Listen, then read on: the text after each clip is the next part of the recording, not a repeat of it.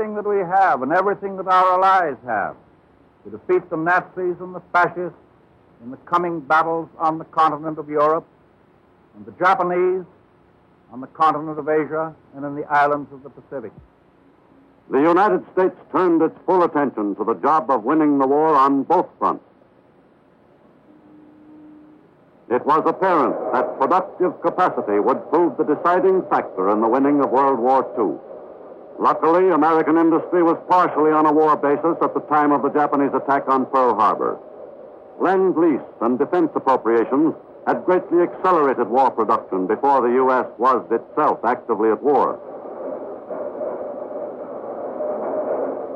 The Pearl Harbor attack provided the stimulus to American industry to convert thoroughly to a war basis. In a relatively short time, the weapons and vehicles of war were being produced in quantities which would have been considered impossible half a year earlier. American industry was delivering the goods to Australia and Egypt, to China, England, and New Caledonia, to Persia and Alaska.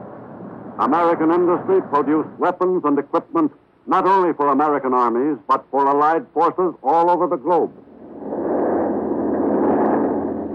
Before the U.S. had been at war a year, American industry was producing more material than all the Axis nations combined.